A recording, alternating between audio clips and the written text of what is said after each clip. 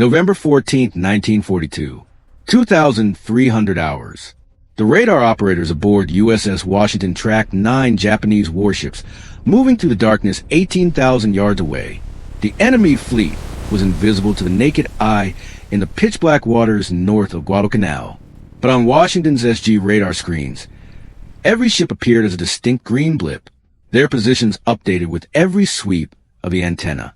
The Japanese fleet, still relying on searchlights and binoculars, had no idea an American battleship was watching their every move. For 16 months, Washington's crew had trained with this revolutionary technology. The SG surface search radar could detect ships at ranges that seemed impossible. The Mark III fire control radar could track targets and calculate firing solutions in complete darkness. Tonight, that technology will be tested in blood. 3 nights earlier, the cost of battleship doctrine had been paid in American lives. Rear Admiral Daniel Callahan had led Task Force 67 into these same waters without battleships. The Navy had kept them back, protecting the carrier Enterprise. Doctrine said battleships were too valuable to risk, so Callahan went in with cruisers and destroyers alone. The result was catastrophe. In a confused night action, his force stumbled into Vice Admiral Hiroaki Abe's bombardment group. Ships fired at point-blank range, unable to distinguish friend from foe. When the smoke cleared, Callahan was dead. Admiral Norman Scott was dead, for destroyers were sinking. 706 Americans had drowned in Iron Bottom Sound. Now intelligence reported an even larger Japanese force heading south. Admiral Kondo was coming, and Guadalcanal was running out of time. The man chosen to stop Kondo was Rear Admiral Willis Augustus Lee Jr. At 54 years old, Lee was an unlikely warrior. Short, stocky, perpetually disheveled. He looked more like a rural schoolteacher than an admiral. His uniforms never fit right. He wore thick glasses. He spoke with a Kentucky drawl that made other officers underestimate him. But behind that unimpressive exterior was one of the finest tactical minds in the United States Navy. At the 1920 Olympics in Antwerp, Lee had won 5 gold medals, 2 silver, and 1 bronze in shooting events.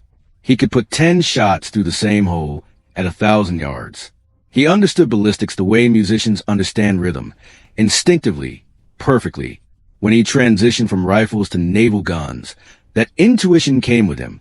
But Lee understood something even more important than gunnery. He understood radar. While his contemporaries treated it as an interesting novelty, Lee recognized radar as a revolution in naval warfare. A ship with radar could see through darkness, through smoke, through rain. It could track targets at ranges making visual engagement impossible. For 6 months, Lee had been drilling his crews relentlessly on radar-directed gunnery. He redesigned Washington's fire control procedures from the ground up. In the standard Navy system, radar reports passed through multiple officers before reaching the guns. Lee eliminated the middlemen. Radar operators wired directly to gunnery officers. Fire control radar tracked the fall of shot and corrected aim between salvos. It was a system never tested in combat.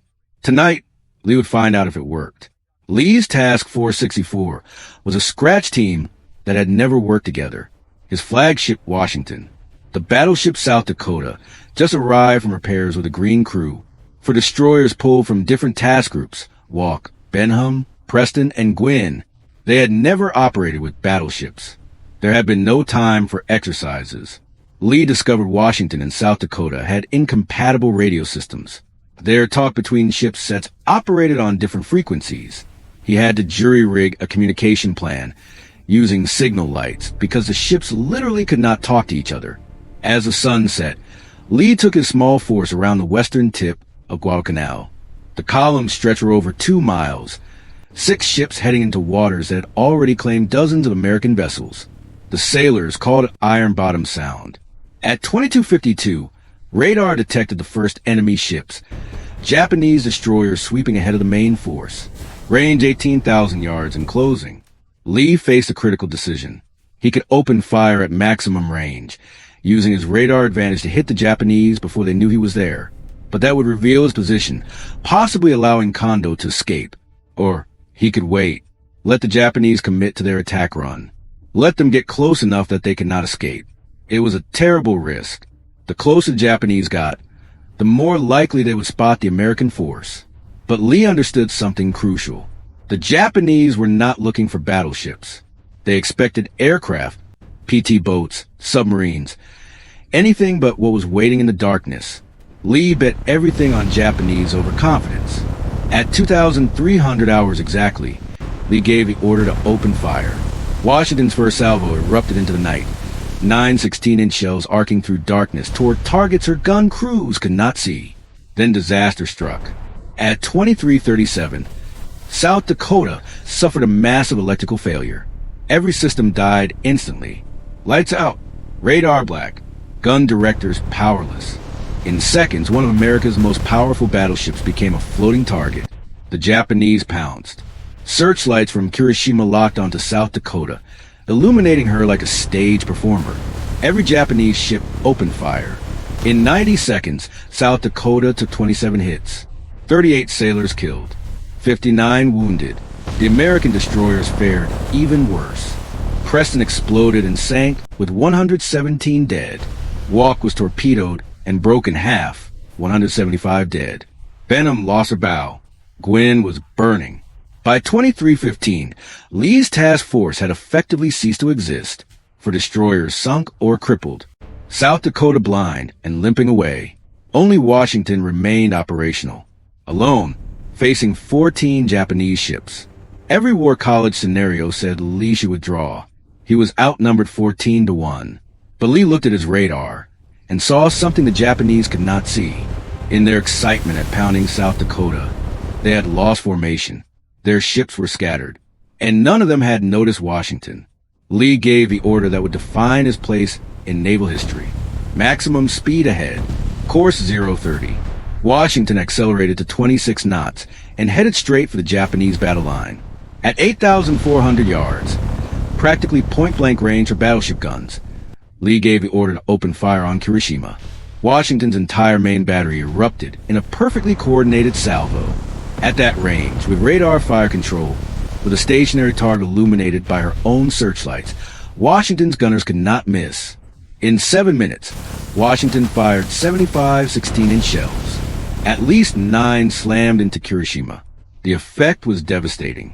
Shells weighing 2,700 pounds each, traveling at 2,300 feet per second, hit with a force of freight trains. One shell destroyed Kirishima's forward turret. Another detonated in her engine room. A third hit below the waterline. Her steering gear was smashed, jamming her rudder. She began circling helplessly, unable to escape. Admiral Kondo, watching his flagship burn, ordered immediate withdrawal. The most powerful Japanese surface force to approach Guadalcanal turned and fled into the night. Kirishima sank at 0320 hours. When the casualty reports were compiled, one statistic stood out as almost unbelievable. USS Washington, which had single-handedly defeated a Japanese battleship and driven off an entire enemy fleet, had suffered no casualties. Not a single man killed or seriously wounded. The ship that did the most damage had taken the least. It was unprecedented. It would never happen again in the war. Admiral Willis Lee died of a heart attack on August 25, 1945. 10 days after Japan surrendered. He was 57 years old. Washington was decommissioned in 1947 and scrapped in 1961. No effort was made to preserve her. The battleship that saved Guadalcanal, that proved radar could revolutionize naval warfare, was reduced to razor blades. Her lessons were forgotten. Her crew was never properly honored. Until now,